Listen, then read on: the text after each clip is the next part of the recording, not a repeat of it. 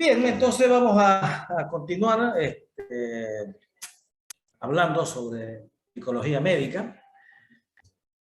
Hacer un recordatorio que ya empezamos con enfermedades provocadas por hongos que afectan la dermis, micosis superficiales, y habíamos mencionado que son dos tipos de enfermedades: las tiñas, que son las más frecuentes, que son enfermedades provocadas por hongos dermatofitos, y dentro de estos dermatofitos son tres géneros: trichofitos, epidermofitos y microsporos. Esto produce las tiñas que, de acuerdo al lugar de la enfermedad, adquiere nombre. Si afecta la cabeza, tiña de la cabeza; si afecta las manos o las uñas, tiña de las uñas; si afecta los pies, tiña de los pies. Y dentro también de estos hongos que afectan la piel, pero también pueden afectar las mucosas, que también son micosis superficiales, ya no eran provocados por dermatofitos, sino provocados por otro tipo de hongos que se llaman levaduras. Ya no dermatofitos, sino por levaduras. Y ahí mencionamos o aprendimos a reconocer la pitidiasis versicolor, que es provocada por un hongo tipo levadura, se llama Pictosporus ovale o Malassezia furfur. Y la última enfermedad provocada por levaduras, la micosis superficial, eran las candidiasis, que es provocada por la Candida albicans, que también es una levadura, que es un parásito saprófito en la boca, en el aparato gastrointestinal y algunas veces en el área del piel, de la piel, del área pineal. Es saprófito, es decir, que puede estar normalmente sin causar daño al ser humano.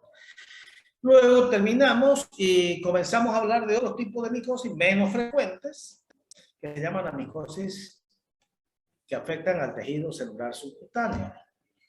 Y pues comenzamos primero hablando de una enfermedad que se llama esporosis, que es provocada por un hongo dimorfo que se llama Sporothrix chinkei.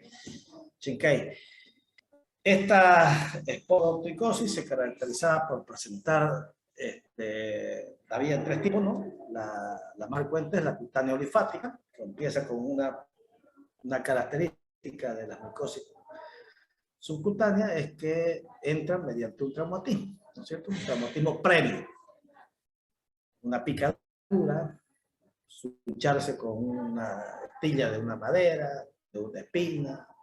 Entonces por ahí entra el hongo y comienza, deja un nódulo primero, después se va formando y con el tiempo, después de semanas o meses, forma una úlcera y sigue en la cadena linfática unos nódulos. Esa es la cutánea linfática. Hoy en la mañana vamos a continuar con otro, vamos a aprender a reconocer otro hongo. O mejor dicho, vamos a reconocer otra enfermedad micótica que afecta al tejido celular subcutáneo, que se llama micetomas.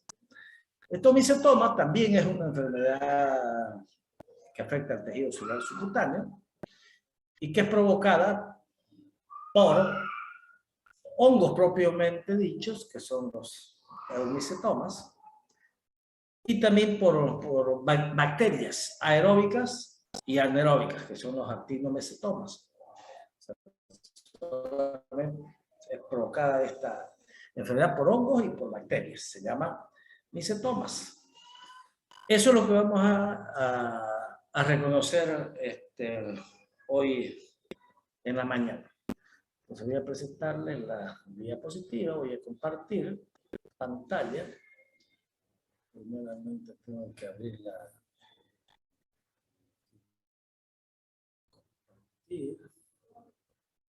¿Dónde está?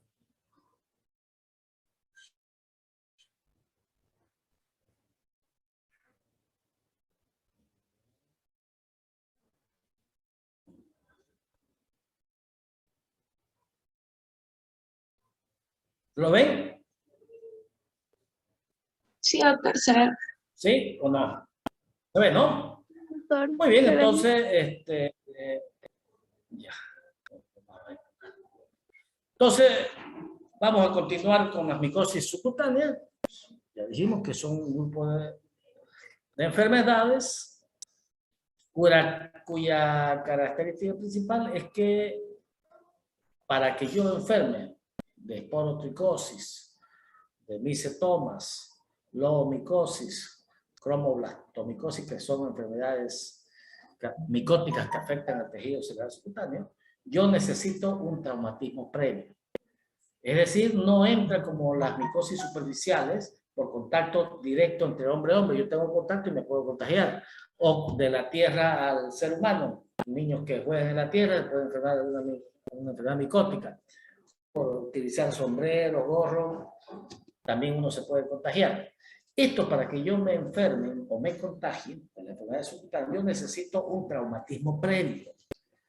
Es decir, un albañil que se asucha con un alambre, digamos, o un talabartero que trabaja con maderita y se pincha, o un tipo que va a cazar al monte y se asucha con una espina de algún árbol, o con algún gajo se asucha. Entonces, para que yo me enferme, yo necesito un traumatismo previo. ¿Y dónde está este hongo? Está en el medio ambiente. ¿Dónde está? En las plantas, en la madera, o sea, está en el medio ambiente. Pero para que penetre, yo necesito un traumatismo previo. Esa es una de las características de este tipo de hongos que afectan al tejido celular subcutáneo. Entonces, dentro de esta enfermedad, ya hablamos la anterior semana, como mencionamos anteriormente, de las esporotricosis. Ahora vamos a hablar de los micetomas. Los micetomas y la cromoblastomicosis son clasificadas por la Organización Mundial de la Salud como enfermedades desatendidas. ¿Qué quiere decir esto? De que es una enfermedad que está emergente, que no le dan mucha importancia, digamos, y que a partir de hace unos años la OMS la declaró como una enfermedad desatendida y por lo tanto tomaron pautas para evitar que estos hongos se propaguen. Si bien no tiene alta mortalidad, lo que sí causa son lesiones que pueden provocarte que vos no utilices cierto miembro. Estas micosis generalmente atacan las extremidades inferiores, los pies principalmente. Lo deforma el pie y puede afectar el hueso y entonces a veces tienen que amputarlo. Y entonces eso ya bien tiene un impacto social y un impacto económico. Si bien algunas veces pueden matarlo, porque ahí vamos a ver que hay unas que se puede diseminar, pero normalmente lo deforman de tal magnitud el miembro que no puede ese miembro utilizarlo porque se forma como un tumor grande, una tumoración, una tumefacción, una masa que la deforma el miembro y si sigue la infección penetra más allá del tejido celular subcutáneo, el músculo y puede afectar el hueso. Entonces, no tiene mucha alta mortalidad, pero tiene un impacto social y económico muy importante.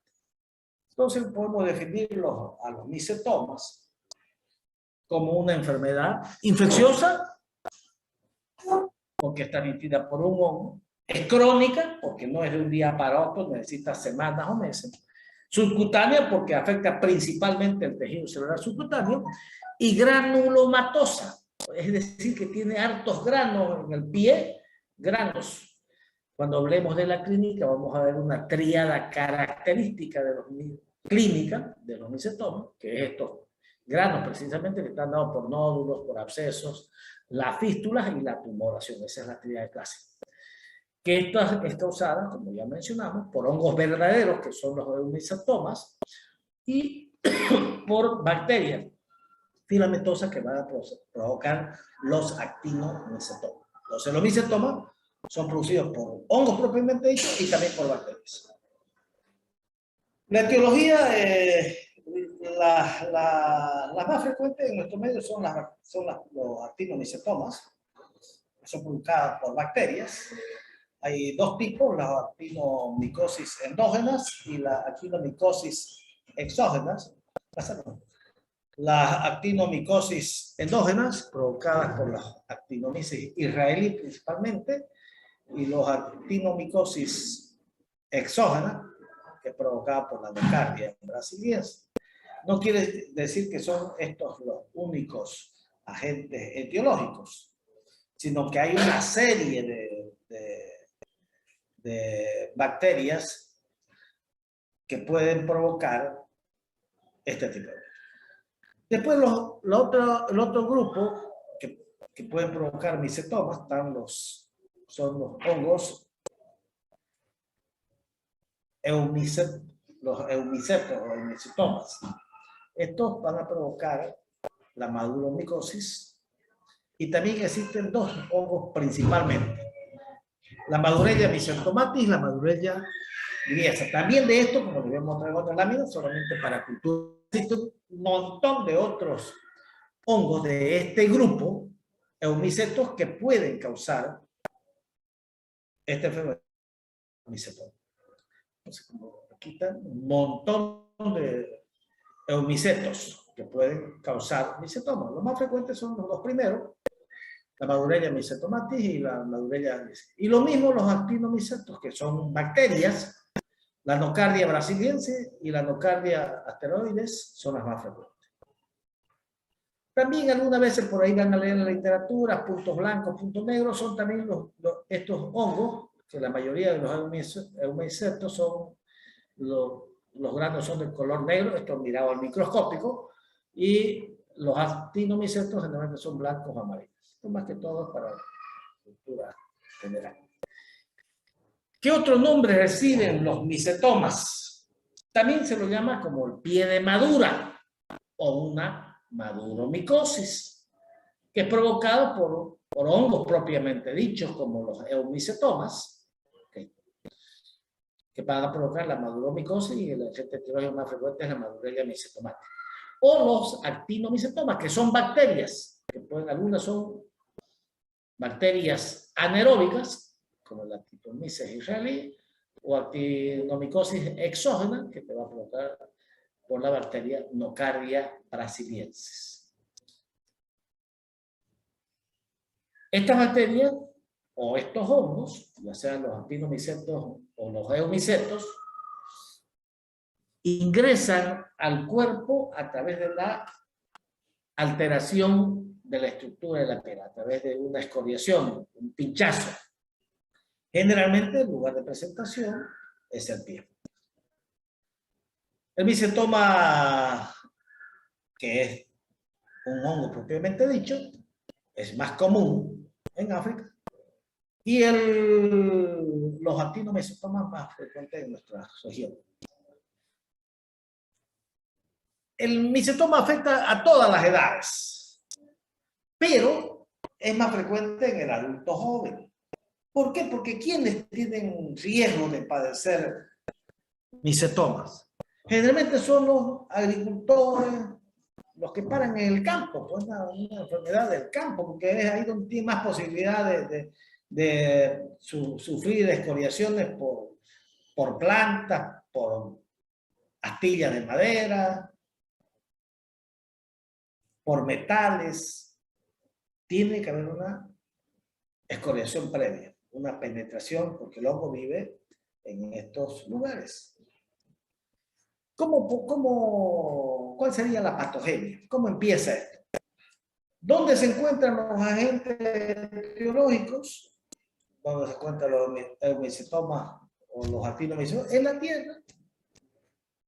La planta, espinosa sobre todo, los cactus, en las maderas, en el agua. Y esto, entonces, uno está en contacto con esto, pasa a la piel por inoculación directa. El hongo, digamos, estaba en el árbol, me sunché con esa rama, ahí estaba el hongo, forma saprófita, la planta. Entonces, por ahí, ¿qué va a haber en el organismo? Una pequeña nodulito, un granito, una pápula, y después se transforma en un nódulo, después se va transformando, haciéndose más grande, y al final puede provocar fístulas puede provocar abscesos, se hace más grande. Alguna vez se puede afectar, o sea, puede ir más allá de afectar músculo y hueso. Pero esto no lo hace en una semana, no, esto es en meses. Por eso que dijimos, como definición, que es una enfermedad crónica. No es que de un día para otro, no es una enfermedad crónica. El aumento es progresivo. Volvemos a repetir, la transmisión se produce cuando el microorganismo causante penetra en el cuerpo a través de un traumatismo previo. Entonces, las personas más afectadas son las personas que están en contacto con estas estructuras, que generalmente son las personas del campo.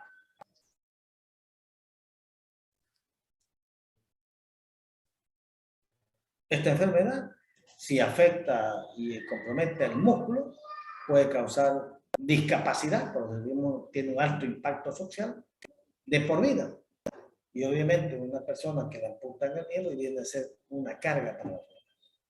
Y estos pacientes muchas veces son estigmatizados, como vieron en las imágenes previas, deforma totalmente, es una tumoración, una masa que deforma totalmente el pie. No es el único lugar, puede afectar la espalda, la extremidad superior, pero fundamentalmente es el pie. En cambio, la esporotricosis afectaba más miembro superior. Y la esporotricosis era un nódulo, ¿no? Una úlcera, también crónica, igual como la leishmaniasis, pero en este caso no tenía borde regular y después seguía el trayecto del ganglio linfático, la cutáneo linfático. La tríada de características que les mencionaba, imagen de una paciente con una esporotricosis, donde vos tenés una tumefacción, una masa o un tumor, o sea, de una tumefacción. Tenés hartas fístulas, huequitos por donde drena material cero purulento, tener hartas fístulas. Y los granos que están dados por múltiples nódulos, abscesos, que pueden drenar pus, y eso le da una consistencia firme. Deforma totalmente el miembro. Esta es la triada clásica característica. Entonces hay una tumefacción subcutánea, indolora, con múltiples fístulas. ¿Ven? Hartas fístulas,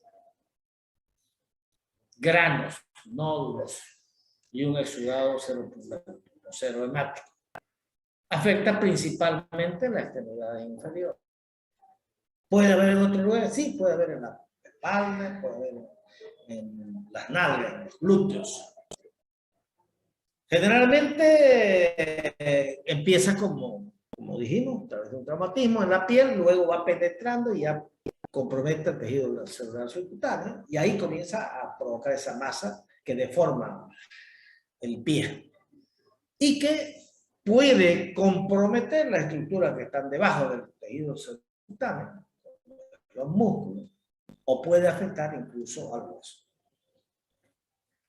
La infección no se transmite de persona a persona. No es que yo tenga esporotricosis y voy a contagiar a otro. No hay eso. El hongo está en el medio ambiente. Está en las maderas, está en la tierra. Pero tenés que tener un traumatismo previo. Esa es una de las características. Vuelvo a decir, las micosis superficiales no necesitan un traumatismo. Penetra por contacto directo, o por fómites, o por contacto con animales, con perros, con gatos.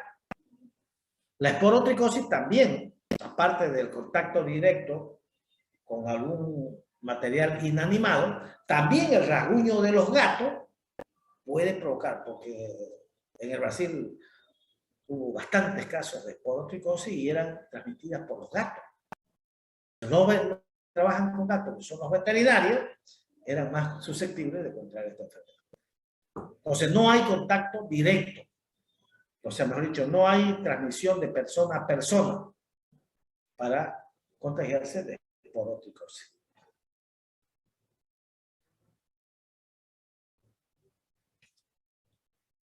Hay misentoma en todo el mundo. nosotros tenemos acá y es provocada, como les dije, por los actinomicetomas, actinomicetos, la nocardia brasiliensis, el agente etiológico más frecuente.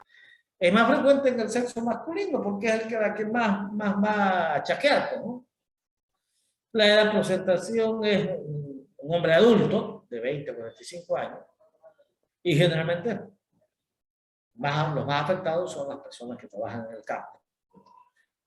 Los factores predisponentes: yo necesito contacto con una espina vegetal, o puede ser una planta, una rosa, astillas de maderas, piedras, picaduras de insectos, mordeduras de animales. Son dos grupos, los actinomicetomas y los eumicetomas. Clínicamente hay algunos datos que te pueden decir, bueno, esto parece ser un micetoma provocado por unos actinomicetos, donde la inflamación, esto es relativo.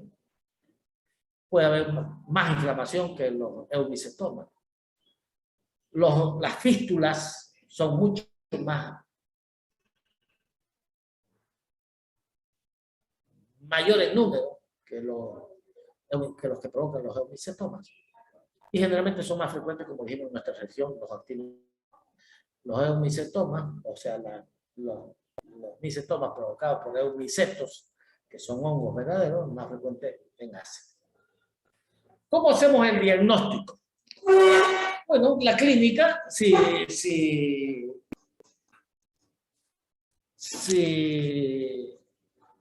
vos tenés la triada clásica característica de tener una tumefacción que al comienzo es indolora.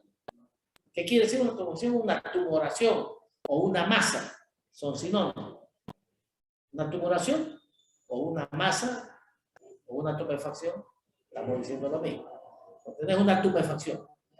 Aparte tenés hartas fístulas, es decir, hartos nódulos y abscesos, que son granos. Entonces ya vos decís, puede ser una maduromicosis. ¿Qué voy a hacer? ¿Voy a poder tomar un examen directo? Sí, un examen directo con hidróxido de potasio y podés observar esos granos negros, granos blancos. Obviamente, como todos, es una prueba rápida, pero que, digamos, no tiene alta sensibilidad. El cultivo, obviamente, que es ya la prueba, digamos, más específicas, pero alguna vez también se puede hacer. La prueba de mayor utilidad, que es más fiable, pero obviamente tiene un costo elevado y no todos los bioquímicos están capacitados, porque necesitan técnicas especiales, es el PCR, que se llama reacción en cadena de la polimerasa. No es proteína C reactiva, como les he mencionado en cada una de las charlas. Cuando hablamos de PCR, estamos hablando de reacción en cadena de la polimerasa. Cuando vos tenés una maduromicosis que ha deformado totalmente el miembro inferior, entonces tenés que pedirle radiografías de imagen para ver si no ha comprometido ya el hueso. Una resonancia magnética, una tomografía axial computarizada. En el caso de la maduromicosis no hay pruebas serológicas diagnósticas. El micetoma. En cambio, la esporotricosis podés hacer la esporotriquina, ¿no? Que es para decir una prueba de hipersensibilidad. En esta no hay. Solamente es examen directo y cultivo. Entonces, el examen directo, ¿de dónde tomar la muestra? Del exudado. El cultivo en gelosa glucosada de sorboro y el PCR. Los diagnósticos diferenciales pueden confundirse uno con una esporotricosis en un inicio, porque da un nódulo. Puedes confundirte con cromoblastomicosis también. Puedes confundirte, bueno, los actinomicosis son micetomas que provocados por actinomicetos o por, dijimos, los eumicetos. ¿Qué tratamiento lo voy a hacer? Lamentablemente esta enfermedad es media complicada porque la mayoría no responden al tratamiento. Aparte que el tratamiento es larguísimo. Meses, años. Y algunas veces necesitas un tratamiento quirúrgico. Hay que hacer una debilitación o una extirpación del miembro afectado. En caso del tratamiento de los micetomas provocados por actinomicetos, o sea, por las bacterias, en este el tratamiento es más quirúrgico. O sea, hay pacientes que llegan al tratamiento. Y puede utilizarse cualquiera de las drogas. Como son bacterias, tenés que utilizar un antibiótico. Podés utilizar un derivado de la sulfamethoxazol más trimethoprim. Podés utilizar la sulfametoxipidastrina. Podés utilizar amoxicilina o amicacina. El tratamiento, sin embargo, es largo. O la droga diaminofenilsulfona, que es la droga que más se utiliza en este caso de enfermedad, cuando son provocadas por actinomicetos y vienes aislado nocardia brasiliense. En cambio, los micetomas provocados por eumicetos o hongos propiamente dicho, el tratamiento es con antimicóticos, de los cuales ya ustedes conocen. Ketoconazol, itraconazol o glicofurina. Solo que el tratamiento, como les decía, es meses o años, con resultados variables. Aquí también se puede hacer un tratamiento quirúrgico, pero es menos, o sea, cuando la tumefacción es muy grande y hay compromiso profundo, bueno, también se hace tratamiento. Muy bien, con esto hemos terminado como siempre aquí me chito.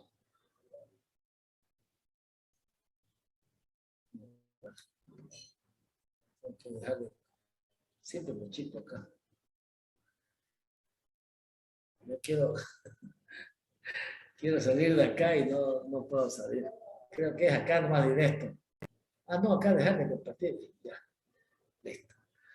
Bueno, con eso hemos terminado entonces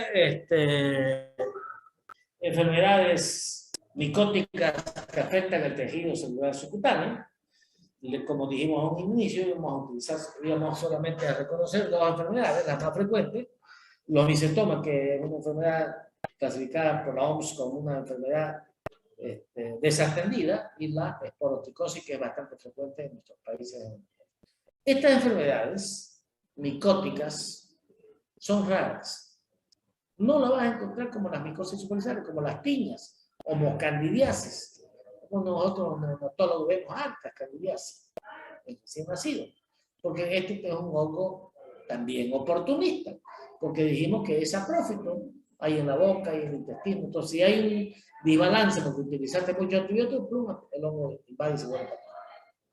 Después hemos comenzado a reconocer enfermedades que afectan el tejido celular subcutáneo y hablamos entonces de esporoticosis.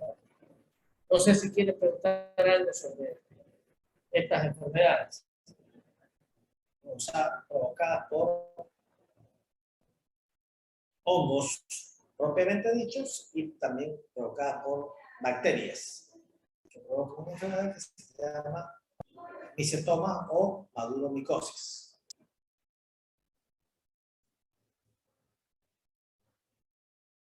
Ya, si no hay más, entonces Buenos vamos días, a... doctor. Dime, Felipe. Quería preguntar acerca del micetoma. ¿El micetoma la ubicación depende de la lesión o cómo es? Eso no lo entendí. Claro, exactamente, Felipe. Si te pican en el pie, ahí es la lesión. Si te hiciste en la espalda, ahí. Pero generalmente lo que más uno, cuando va caminando, más se sucha en los pies. ¿No? Pero si te pinchaste el brazo, ahí empieza el nodulito, después forma un nódulo más grande, después ya se hace una pequeña ulcerita, se accede y comienza la fístula. Varias, pero en esa zona. Por eso se llama, acuérdense de la tríada clásica. Granos. Cuando se refiere a granos, se refiere a nódulos, se refiere a abscesos, fístulas y la tumefacción o tumoración. Esa es la tumoración. Tú veas a un paciente así que deforme y tenga harta como cráteres que salgan. Parecía la lesión que hay en la cabeza. ¿Se acuerdan cuando hablamos de la tiña de la cabeza inflamatoria, que se llama Cerium desersum? No es que así tenía harto punto así como microabscesos con fístula. Más o menos así, pero obviamente mucho más grandes en los micetomas. Pero es ahí en la lesión donde te escarmillaste, te penetró una espina, te metiste una astilla de una madera, porque el hongo está en el medio ambiente, está generalmente está en las plantas. Puede estar en el suelo. Vive en el medio ambiente, estos hongos. Una pregunta más, doctor. ¿Y el tratamiento, si nos llega a preguntar esto, podemos poner uno de los 3 antimicóticos? Como por Sí, ejemplo, cualquiera puedes ponerlo. Solo que si es un actinomicetoma, como es, digamos, una bacteria y me pones ketoconazol, está mal. Pues yo te pregunto, ¿cuál es el tratamiento para micetoma provocado por un actimiceto o por nocardia brasiliense? Si es una bacteria, entonces puedes poner los derivados de la sulfa. Solo que el tratamiento es 6 meses, 1 año, 3 años. Es largo. Puedes poner amoxicilina, porque es una bacteria. Si yo te pregunto, es un micetoma provocado por un eumiceto, entonces ahí el tratamiento es ketoconazol, itraconazol o glicofulina, porque ese es un hongo propiamente dicho. El tratamiento también es largo. listo. Gracias, doctor. Está bien.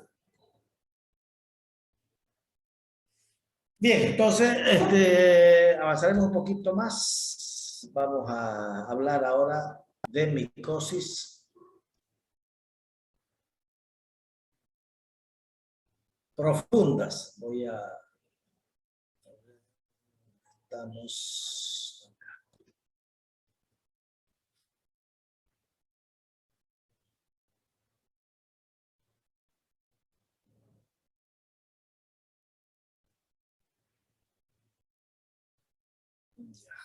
Ya, voy a compartir.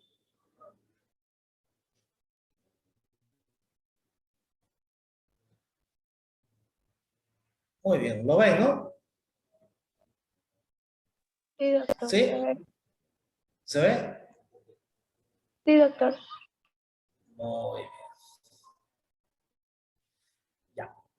Entonces, entramos a otro grupo de enfermedades micóticas. Esto ya no solo afectan, pueden afectar la piel, pero ya no solamente afectan la piel, afectan estructuras profundas. Cuando se habla de estructuras profundas, estoy hablando de pulmón, estoy hablando de estructuras internas. La mayoría afectan los pulmones. Por eso se llaman micosis profundas. Esta micosis tiene una característica igual que las anteriores, que para que yo me contagie de una micosis profunda, no es por contacto directo, de piel a piel. No es por contacto con la tierra, no es por contacto con el agua, no. Esto se adquiere mediante la inhalación, igual como te contagias de una tuberculosis. Solo que la tuberculosis es contagio de persona a persona. Yo hablo a través de la gotita de flujo, yo inhalo esa con la tuberculosis. En las enfermedades micóticas profundas no hay contagio interpersonal. No. Uno se contagia por vía inhalatoria de esporas. ¿Dónde están estos hongos? Al igual que la enfermedad que vimos hace un momento, los micetomas, la micosis. Este hongo pulula o habita ciertos lugares específicos. ¿Dónde vos encontrás estos hongos de esta enfermedad que vamos a ver particularmente? Vas a ver en lugares donde hay criaderos de gallinas, en gallineros donde hay gallinas, o palomas estos. Hay cochamas, sobre todo, yo he visto que crían mucho unas palomitas chiquititas que hacen tienen un plato especial en Cochama, que se llama no me acuerdo de este nombre. Entonces, en esos lugares está este hongo ahí. Entonces, ¿quiénes se van a enfermar más? Los que trabajan con estos gallineros, o estos palomares. ¿Dónde también está este hongo? Está en las cavernas. ¿Por qué en las cavernas? Donde hay murciélagos. Entonces, estos los que defecan ahí, esa en la habitación están locos. Entonces, generalmente está en estos lugares. ¿Quiénes van a las cavernas? Los geólogos. Son los que trabajan, digamos, investigando arqueología. Esos son los que están más expensos de adquirir esta enfermedad. Pero no es por un traumatismo. No, es por inhalación. ¿De qué? De esporas que están en esos medios donde más hay heces fecales de aves o de murciélagos. O sea, ahí está. Entonces, son enfermedades transmitidas a través de la inhalación de esporas. Una vez que inhalan esas esporas, que están esos hongos pululando en esos lugares específicos, entra. Pero la mayoría, si es una persona normal, que no tiene factor de compromiso de su estado inmunitario, una persona eutrófica, normal, sin ningún factor de riesgo, vos podés inhalar, vas a trabajar, metés hartas esporas por la inhalación y no te enfermas. Tenés la infección, entró la espora, pero en el 99% no pasó nada. Lo mismo que sucede con la tuberculosis. Si yo estoy con un paciente tuberculoso, me tose la cara, pero yo tengo una respuesta inmunitaria normal, no va a pasar nada. Ahí se queda. ¿Y qué pasa con la tuberculosis? Porque casi todos, digamos, bueno, ahora ya hay poca tuberculosis por la vacunación y por las medidas profilácticas, aparte de la vacuna, tratamiento de los contactos. Pero antes había alta tuberculosis. Entonces, y la mayoría, si no eras vacunado, te hacían el PPD y salías positivo. Pero si yo nunca he estado en contacto así directo, pero vas al mercado, vos no sabes quién es vacilífero. Y resulta que ya vos has tenido la infección. Entonces, te hace como uno sabe, porque te haces un PPD, derivado proteico purificado, y te sale positivo. Claro, tuviste la primera infección, pero yo no tengo nada. Ahí se quedó nomás. Es como una vacuna. Lo mismo sucede con esta enfermedad profunda que se llama histoplasmosis, que voy a empezar con la histoplasmosis, que es provocada por un hongo que se llama histoplasma capsulatum. Lo mismo entra por vía inhalatoria. ¿Y qué va a pasar? En una persona normal entra y se dirige a los pulmones. Llega a los pulmones. Ahí la respuesta inmunitaria de mi organismo lo engloba. Y lo deja en la zona pariliar. Y ahí se queda. ¿Puede reactivarse? Sí, puede reactivarse. Si de aquí a unos 10 años te volviste alcohólico o te trasplantaron por un problema renal, se puede reactivar. Cuando baja tu defensa inmunitaria, esta micosis, este hongo, que se llama histoplasma capsulatum, puede reactivarse. Pero en una persona normal no pasa absolutamente nada. Como ya dijimos siempre, la enfermedad, para que uno se enferme, tiene que tener 3 requisitos. Uno, la respuesta inmunitaria, que cada individuo tiene una respuesta inmunitaria diferente. Yo puedo estar en contacto con un paciente con coronavirus, igual que el otro, pero uno enfermarse y el otro no. Uno, ¿por qué? Porque seguramente el que no se enfermó tenía mayor capacidad inmunitaria. O también otro factor es que al que se enfermó le cayó más coronavirus que al otro. Entonces depende de la cantidad que vos inhales. Y por último va a depender de la virulencia de ese virus o de este parásito o de este hongo en particular. Entonces entra, inhalatoria, se va a los pulmones y ahí se queda. Cuando no, de ahí se puede ir y diseminar al mismo pulmón, comprometerlo ya y formar cavernas, como la tuberculosis. Igualito que la tuberculosis. ¿Y qué te va a dar el clínico? Lo mismo que la tuberculosis. Va a tener tos, va a tener fiebre, sudoración, pérdida de podés escupir sangre, hemoptisis se llama, o sea, lo mismo. Pero eso ya cuando el paciente tiene algún compromiso. Por eso es que estos hongos son también considerados hongos oportunistas, que se reactivan cuando tu capacidad inmunitaria es disminuida. O cuando te enfermas y tenés una capacidad inmunitaria disminuida, no hay una buena respuesta, entonces se diseminiforma. Porque la mayoría de las veces puede darte una fiebrecita, así como un resfrío común, y tuviste una toxoplasmosis, pero pasó, ni te diste cuenta. ¿Por qué? Porque tu capacidad inmunitaria bueno. Entonces, la característica de esta micosis es que la forma de contagio es mediante la vía inhalatoria. No hay contagio por contacto personal. No hay transmisión interpersonal. No, se adquiere el hongo también del medio ambiente. ¿Y dónde está este hongo que provoca la histoplasmosis? Está generalmente en las cavernas, generalmente en lugares donde hay criaderos de aves. Ahí está presente este hongo. Entonces hoy vamos a hablar sobre micosis profunda. Las que vamos a estudiar son dos, la histoplasmosis y la paracoccidioidomicosis, o micosis sudamericana. Se adquieren por inhalación de esporas. Provocan primero una micosis pulmonar primaria, que la mayoría de las veces ahí se quedan. Y cuando las condiciones son propicias, porque el paciente es un inmunodeprimido, puede diseminarse a cualquier órgano, fundamentalmente en los pulmones. Son enfermedades, en general, de la micosis profunda, por hongos dismórficos, que quiere decir tiene doble morfología, una micelial y otra filamentosa, que viven en áreas geográficas definidas. No está en la plaza, no está en tu casa, no. Está donde hay criadero de aves o donde hay murciélagos.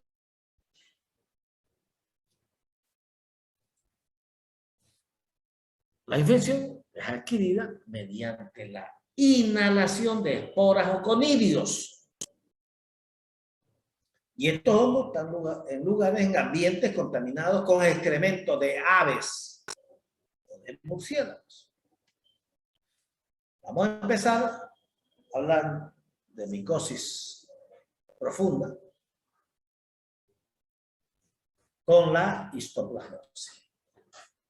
¿Quiénes contraen histoplasmosis? Pueden contraer todo, pero especialmente aquel individuo que va o que trabaja con la manipulación de gallineros o personas que van y se meten a las cavernas por estudios o por cualquier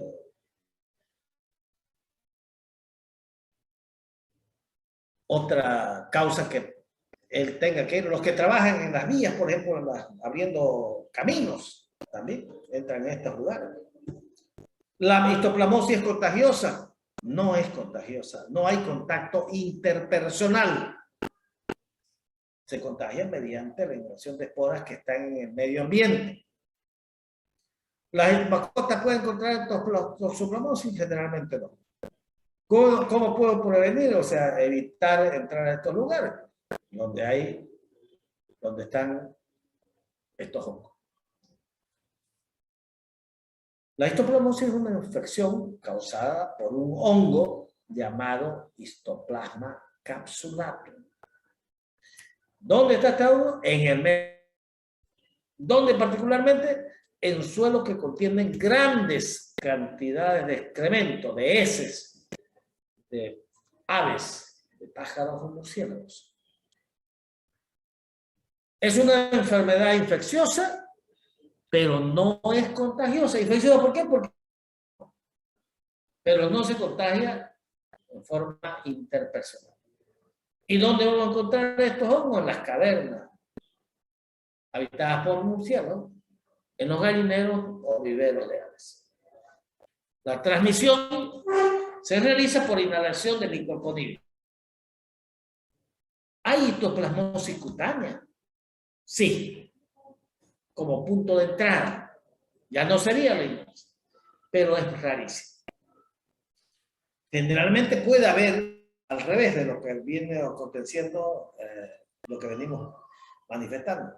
Normalmente algunas lesiones, por ejemplo el micetoma, entra por la piel y de ahí puede comprometer, digamos, las estructuras profundas.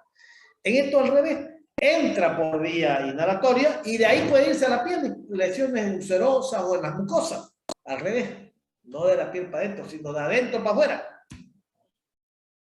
Generalmente van a ver que la histoplasmosis puede ser aguda, subaguda o crónica, pueden provocar lesiones cutáneas. ¿Sí? ¿Alguien quería estar o se incorporó nomás? Ya, seguimos. ¿Cuál es la fisiopatología? ¿Cómo nos enfermamos?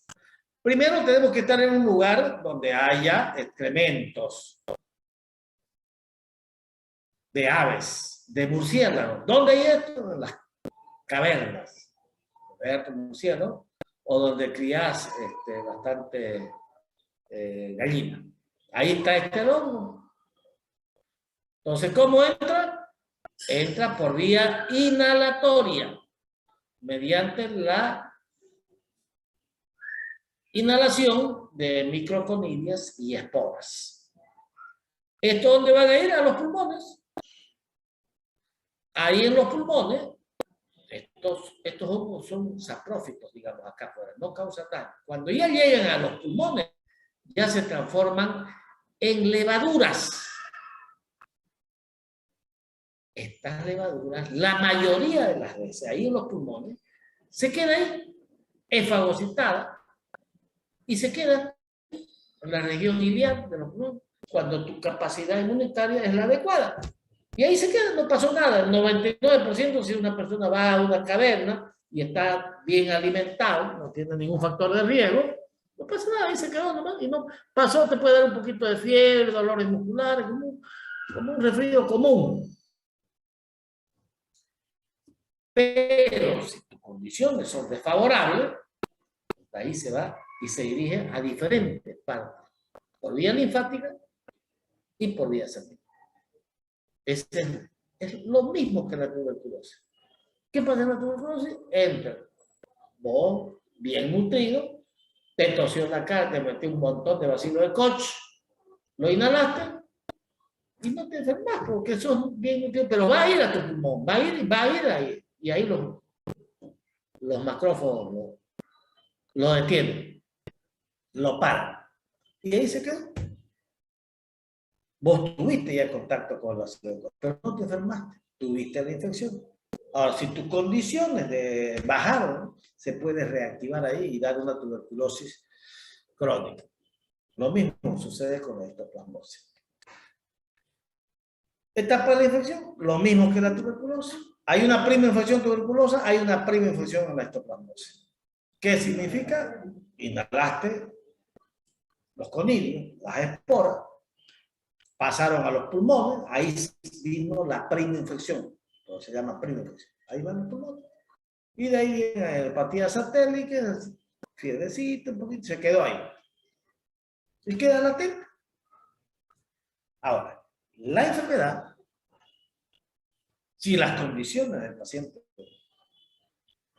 no son las adecuadas, puede provocar una histoplasmosis pulmonar crónica. Y si es reciente y el paciente tenía su sistema inmunitario comprometido, puede haber una histoplasmosis pulmonar aguda y crónica.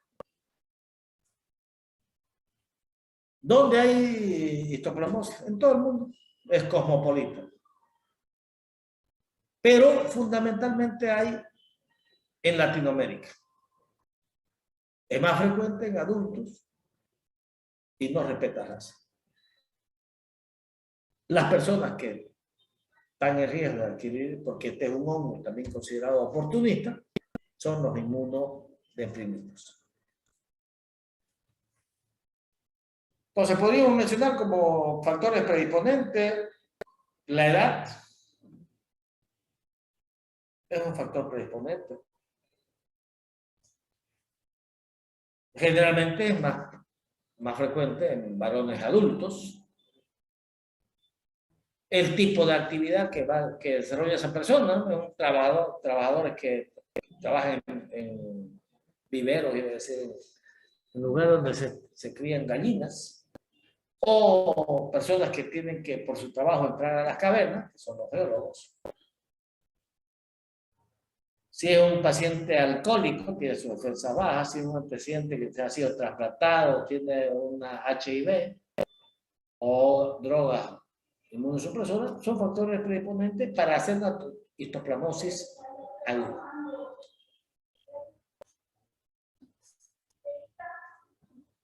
Las formas clínicas de presentación son la histoplasmosis pulmonar aguda, la crónica y la diseminada. Esta diseminada también puede ser aguda, subaguda y crónica. Si usted mira una placa así, dice tuberculosis pulmonar, pero acuérdense que hay hongos que te pueden provocar eso. Obviamente, entre un paciente, por ahí juega la parte epidemiológica, ¿no? Si viene un paciente con fiebre, pérdida de peso, tos, y que en su casa vive un paciente bacilífero, ¿en qué va a empezar el toxoplasmosis, aunque trabaje en las cavernas? ¿No? Para decir, este paciente tiene una tuberculosis. Tiene los mismos síntomas clínicos radiológicos que una tuberculosis pulmonar.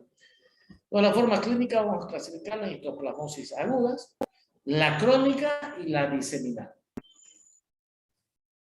La gravedad de la enfermedad va a depender de la inmunidad del huésped. La exposición, las infecciones sintomáticas que apenas alcanza el 1%, es decir, aquel paciente que es inmunocompetente no lo va a enfermar, aunque adquiera harta conidias o esporas de histoplasma capsular, no se va a enfermar. Ahora, en ese 1% puede tener su defensa baja y no se enferma al otro día, generalmente de 1 a 2 semanas de periodo de incubación. Como ya mencionamos, la histoplasmosis pulmonar aguda o primoinfección es autolimitada. Pasa como un resfrío común y te diste cuenta que es histoplasmosis. Ahora, las personas que tienen un antecedente de una enfermedad pulmonar, histoplasmosis pulmonar crónica, o las personas inmunodeprimidas por trasplante, por uso de glucocorticoides, pueden desarrollar una histoplasmosis diseminada, no solamente a los pulmones, sino ya diseminada a otros órganos. La histoplasmosis pulmonar aguda es aquella que parece un resfrío común. Generalmente es autolimitada. Por lo tanto, su reacción es espontánea. La mayoría de las personas que están en contacto con histoplasma capsular no pasa nada si su sistema inmunitario es normal. La histoplasmosis pulmonar crónica, la otra forma de presentación, es muy similar a la tuberculosis. Fiebre, pérdida de peso, sudoración nocturno, tos y signos respiratorios y a veces tos con expectoración hemostática, con sangre. La radiografía igualita como si fuera una tuberculosis, infiltrada y caverna, una caverna grande, igual te provoca como una tuberculosis. Y ahí juegan un papel importante los antecedentes epidemiológicos. Si una persona que trabaja por su trabajo tiene que estar en las cavernas donde hay murciélagos, entonces hay que pensar en estas cosas. Y la otra forma de presentación es la histoplasmosis diseminada. ¿En quiénes ocurre generalmente esto? En pacientes con SIDA o pacientes que tienen su defensa comprometida. Esta, a su vez, diseminada puede ser aguda, donde hay una pancitopenia y una encefalitis grave, o puede ser crónica. ¿Cómo te dan la crónica? Ahí es lo que les decía, hay lesiones cutáneo-mucosas, como pápulas de umbilicación central. Son lesiones cutáneas. Van a ver algunas imágenes. Pápulas. Esta es la diseminada, la forma diseminada. ¿Qué vas a pensar de histoplasmosis? Primero pensar esto que es una tuberculosis. Le das antibióticos, no mejora, pues tienes que hacer pruebas serológicas, biopsia. Puede afectar la mucosa, en este caso la mucosa nasal. Puede afectar el paladar blando. Esta es la forma diseminada. ¿En quiénes es esto? En pacientes inmunodeprimidos, HIV, trasplantados, que usen glucocorticoides. ¿Cómo vamos a hacer el diagnóstico? El diagnóstico es clínico, epidemiológico, serológico y micológico. Clínico porque es los mismos síntomas que la tuberculosis. Epidemiológico porque trabaja en estos lugares donde hay bastante histoplasma capsular. ¿Hay pruebas serológicas? Sí, hay pruebas serológicas. Detección de antígenos, que es la más fácil de realizar, o detección de anticuerpos, sí que tarda bastante. Y por último, las pruebas micológicas, que es el cultivo de esputo. El clínico, fiebre, escalofrío, tos, pérdida de pelo, lo mismo que la tuberculosis, exactamente lo mismo. Pero si es una histoplasmosis crónica, hay que buscar lesiones cutáneas papulosas, ulceradas o nódulos ulcerados. Si no tenés un paciente que tiene tos, pérdida de peso, trabajador del campo, que va a los cavernas y aparte tiene lesiones en la piel o mucosa, pensá en histoplasmosis, no en tuberculosis. Hay una leucocitosis con eosinofilia. El diagnóstico serológico, detección de antígenos, el test de ELISA para histoplasma. ¿De dónde sacamos estas muestras para hacer las pruebas serológicas? ¿De orina? ¿De suero? O también, si tienen convulsiones, meningoencefalorraquídeo, o tienen problemas de una encefalitis, o meningoencefalitis. Entonces, estas sale el resultado más rápido. Hay las pruebas de anticuerpos.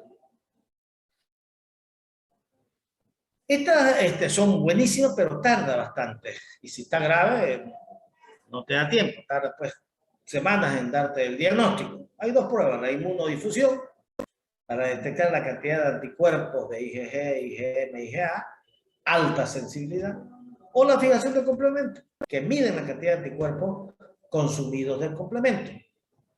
Puede tardar hasta 1 mes y medio en aparecer después de la infección. La prueba de fijación de complemento, que es una prueba de anticuerpos, es más sensible que la inmunodifusión, pero es menos específica. Es más sensible, pero menos específica. Y el examen micológico es el padrón de oro del cultivo, que se puede realizar si es la piel, de la piel. Si es el esputo, el esputo. Pero puede tardar semanas o meses.